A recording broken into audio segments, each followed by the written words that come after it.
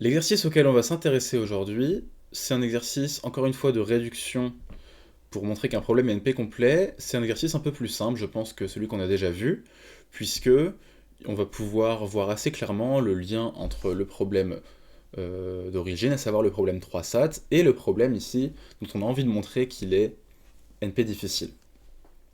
C'est un problème qui s'intéresse à un petit jeu de solitaire, où on nous donne une espèce de grille avec différentes pierres qui sont placées, donc il y a différentes lignes et différentes colonnes, et il y a des pierres qui sont rouges, symbolisées par une croix, et des pierres qui sont vertes, symbolisées par un rond. Le but du jeu, euh, c'est de retirer des pierres, donc on n'a pas le droit d'en ajouter, on a uniquement le droit d'en retirer, de sorte que, à la fin, pour gagner, il faut qu'on respecte deux critères. Le premier, c'est que chaque ligne doit contenir au moins une pierre. Donc ça veut dire que dans cette ligne ici, bon bah j'ai trois pierres, j'ai le droit d'en avoir trois, mais je peux pas les retirer les trois. Il faudrait que j'en garde au moins une des trois, et pareil dans chaque ligne. On a un deuxième critère qui nous dit que chaque colonne va devoir contenir au plus un type de pierre. Que des ronds ou que des croix. Ou potentiellement, bon, rien du tout. En tout cas, il va falloir qu'on choisisse rond ou croix, mais pas les deux. Donc par exemple ici, bah, on n'a pas déjà gagné puisque dans cette première colonne, on a à la fois des croix et des ronds. Donc il va falloir faire un choix. Est-ce qu'on retire tout? Peut-être.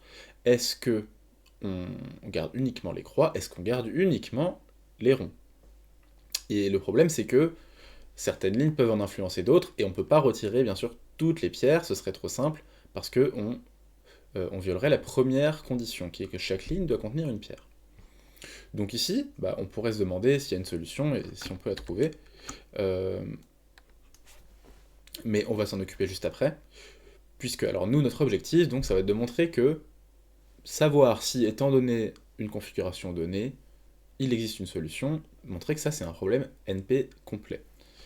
Et l'indication qu'on a, c'est qu'on va faire une réduction depuis le problème 3SAT. Alors, pour montrer qu'un problème NP complet, il y a toujours deux parties. La première partie, c'est de montrer que le problème est dans la classe NP. Montrer que c'est dans la classe NP, donc c'est ce qu'on va commencer par faire. Le problème est dans NP. Pourquoi c'est dans NP?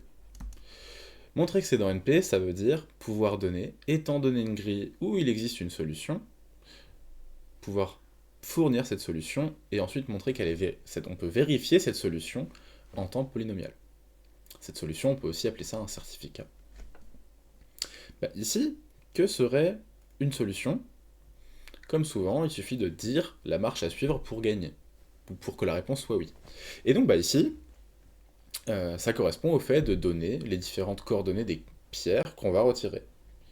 Si je vous fournis les différentes coordonnées des pierres à retirer, vous n'avez plus qu'à retirer ces pierres, et puis bah, vérifier si on remplit bien les critères. Si c'est le cas, vous allez pouvoir dire « Ah bah oui, effectivement, euh, effectivement, il n'y a pas de solution. Effectivement, pardon, il y a une solution, et la réponse est oui. » Donc ici, par exemple, je pourrais vous dire, alors là on pourrait déterminer une solution, parce que l'entrée est particulière, on pourrait dire, dans ces deux colonnes, il n'y a que des ronds, donc déjà, pour ça c'est résolu. Donc, prenons des ronds, pour ces deux colonnes, ça fait que pour toute la ligne numéro 2 et pour toute la ligne numéro 1, on n'a pas besoin des croix, puisqu'il y a déjà quelque chose qui satisfait la ligne. Il ne nous reste plus qu'à satisfaire les lignes 3 et 5. Est-ce que ça, on peut le faire? Alors, on a décidé qu'on mettait des ronds dans cette première colonne, puisqu'on a supprimé les croix ici. Euh, et donc, on va mettre un rond dans cette colonne-là. Ce qui fait qu'on n'a pas de croix ici et là. On va les retirer. Et enfin, il reste ces deux colonnes-là, pour lesquelles en fait on fait ce qu'on veut. Donc, on a bien une solution. Donc ici, je vous ai fourni les pierres à retirer, vous pouvez vérifier vous-même et voir que ça marche. Même si ici, en fait, j'ai résolu la question. Mais donc, on peut dire que c'est dans NP parce qu'un certificat est la donnée des pierres à retirer.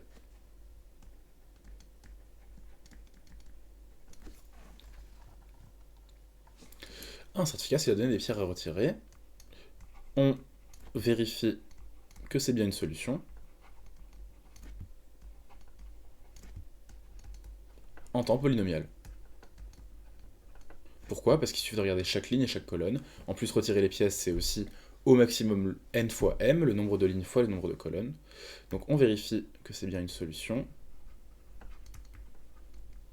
en temps, qu'on peut exprimer avec une notation grand O de n fois m. Et ça, c'est bien polynomial, c'est même linéaire en la taille de l'entrée. Puisque notre entrée, elle peut être représentée pareil, en une donnée binaire de taille n fois m, ou proportionnelle à n fois m.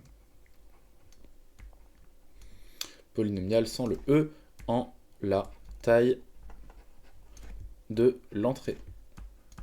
Donc ça, c'est toujours la partie facile, quasiment toujours. C'est montrer que c'est dans NP. Deuxième point, plus difficile, montrer que c'est NP complet. Alors pour ça, on va faire une réduction depuis 3 sats.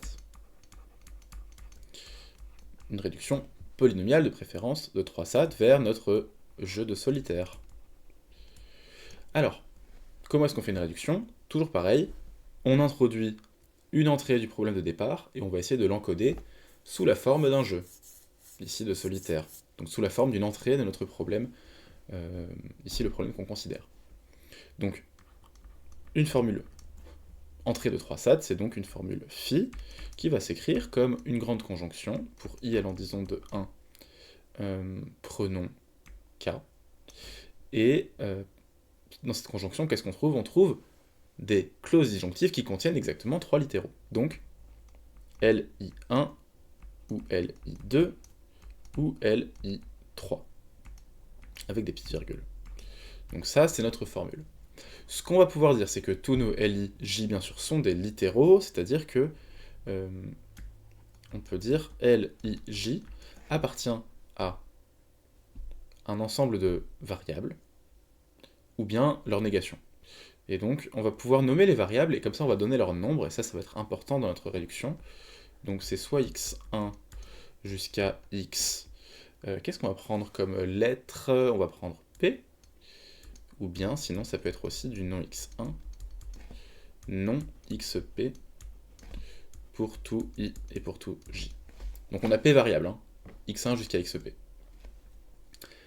Comment est-ce qu'on va encoder cette question-là? Est-ce que savoir si ça c'est satisfiable, s'il existe une valuation? Comment est-ce qu'on va l'encoder sous la forme du jeu? Ici, c'est pas trop compliqué dans le sens où on a des choses qui, même si elles ne sont pas exprimées comme telles, ressemblent à des questions de satisfiabilité. Par exemple, regardons notre deuxième critère. C'est peut-être le plus clair. Chaque colonne doit contenir au plus un type de pierre. Un rond ou une croix, vert ou rouge. Si on réfléchit bien, quand on veut satisfaire une formule, que ce soit en 3CNF ou non, il faut pour chaque variable qu'on décide d'une valeur de vérité. Soit vrai, soit faux. Peut-être qu'en fait, ça peut être n'importe laquelle des deux, auquel cas il y aurait plusieurs valuations. En tout cas, on ne peut pas être à la fois vrai et faux pour une variable. Ben ça correspond exactement à ce qu'on veut. Pour chaque colonne, on veut au plus un type de pierre.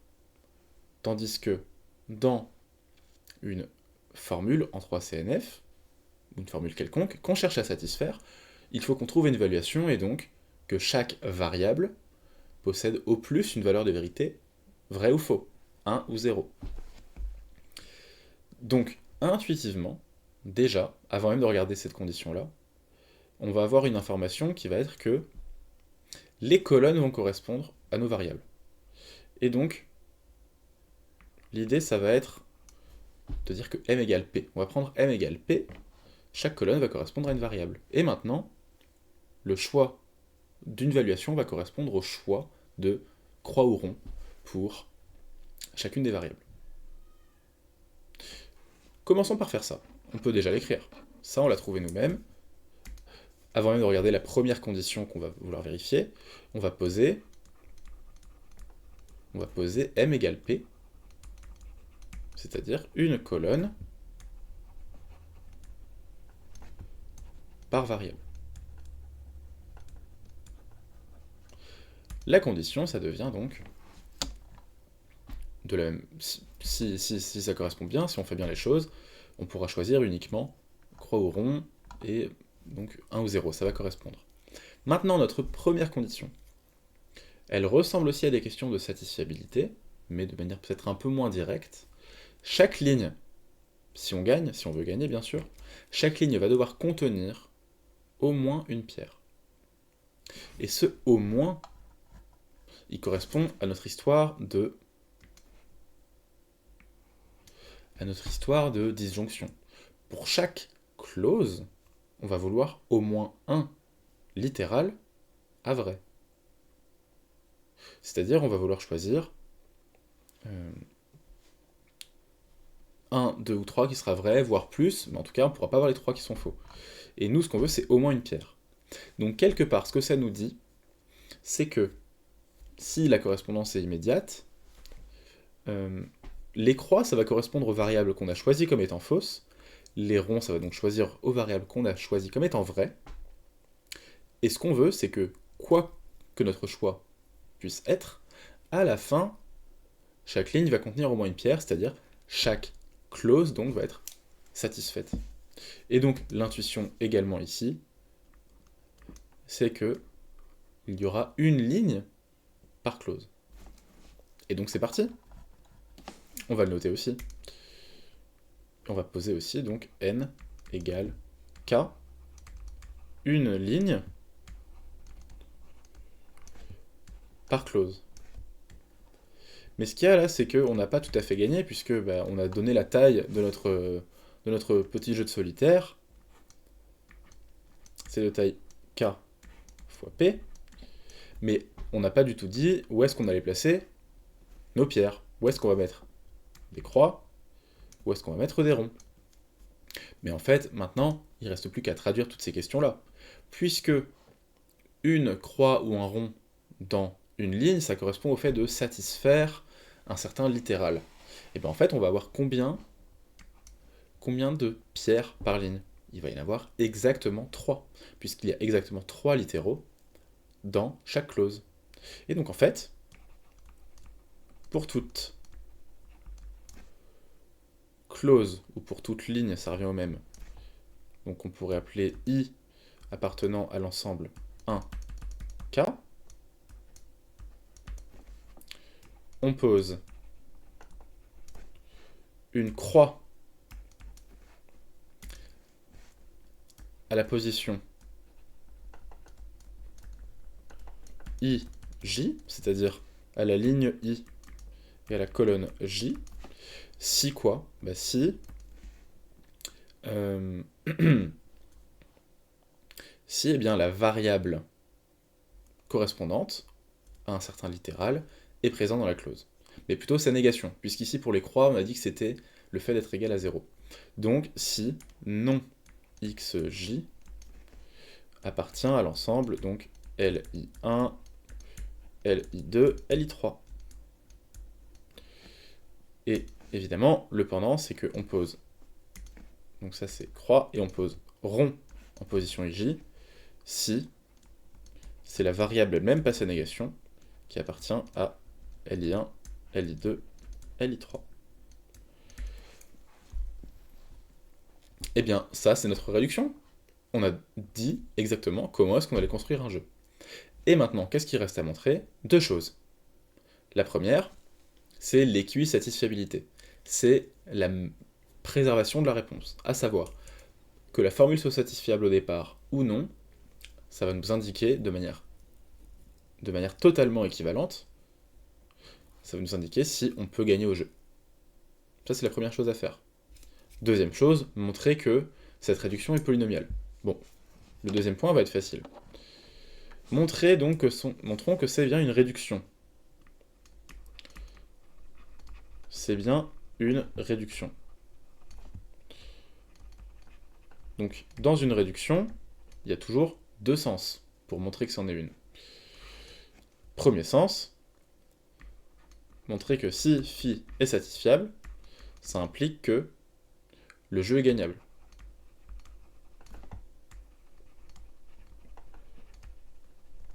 Alors, là, le problème, ce serait de raisonner par des équivalences, mais de ne pas revenir aux définitions. Si on veut supposer que la formule est satisfiable, supposons-le, et introduisons ce que ça veut dire. Ce que ça veut dire pour une formule d'être satisfiable, c'est qu'il existe une évaluation. Donc, c'est ce qu'on va dire. Donc, si V est une évaluation satisfaisant phi, c'est-à-dire tel que V de phi est égal à 1.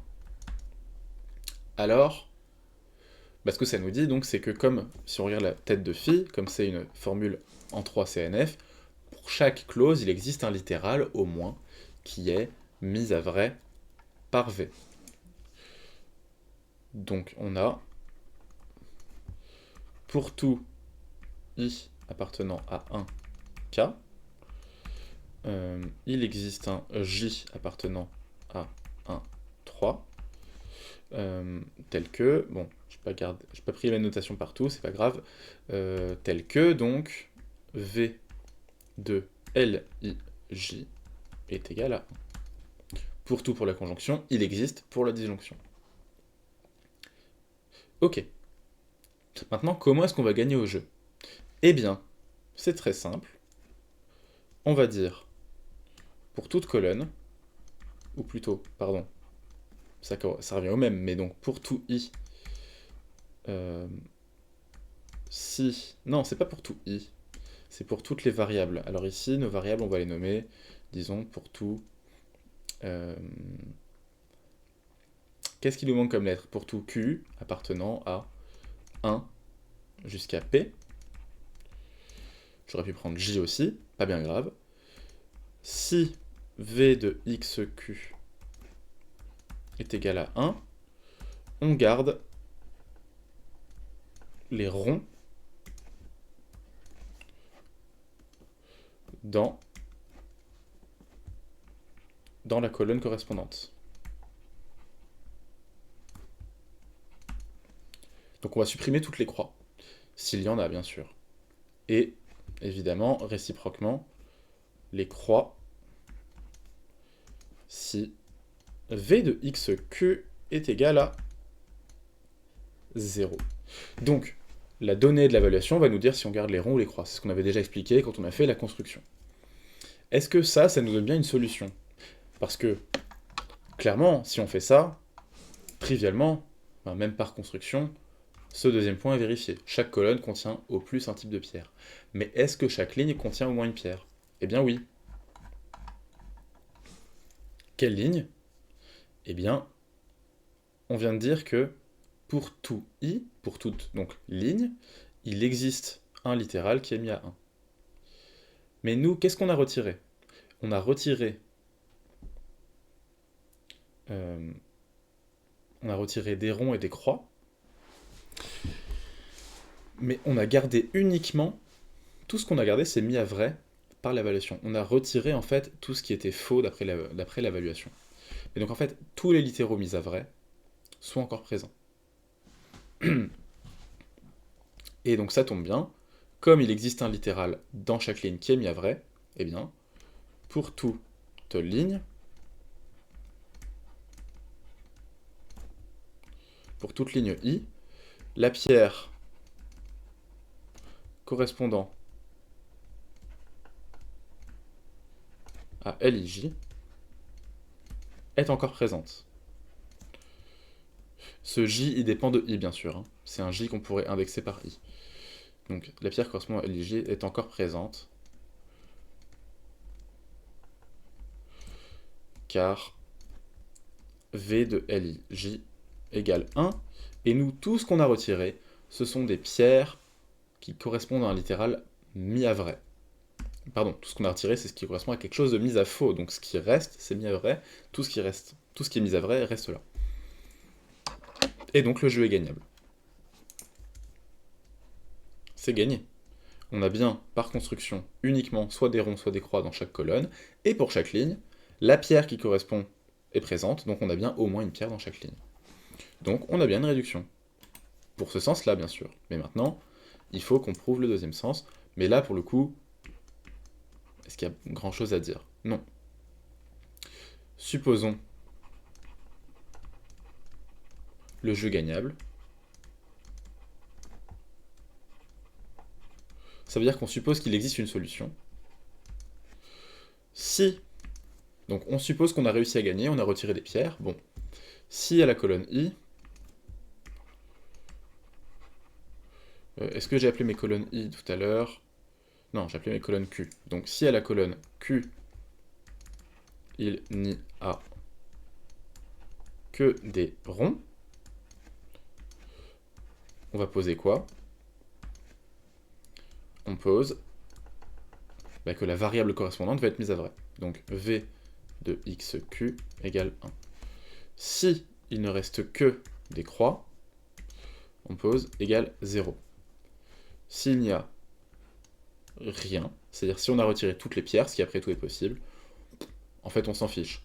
Donc on va prendre 1, mais en fait on s'en fiche. Ça pourrait être 0 aussi. La valeur ne va pas importer. On a plusieurs solutions en fait. On a plusieurs valuations qui vont satisfaire la formule. Bon, il reste à montrer qu'avec cette valuation, la formule est bien satisfaite. Eh bien, phi, v de phi donc égale 1, car à chaque ligne, une pierre est encore présente, puisqu'on a dit qu'on avait gagné. Une pierre est encore présente. Une pierre, donc à chaque ligne qu'on va appeler I, une pierre est encore présente à la position I, J. Et donc ce J va nous donner, en fait, la position du littéral qui est placé. Alors, est-ce que... Oui, non, c'est bon. Ok. Donc une pierre est encore présente en IJ. Le littéral correspondant est à vrai.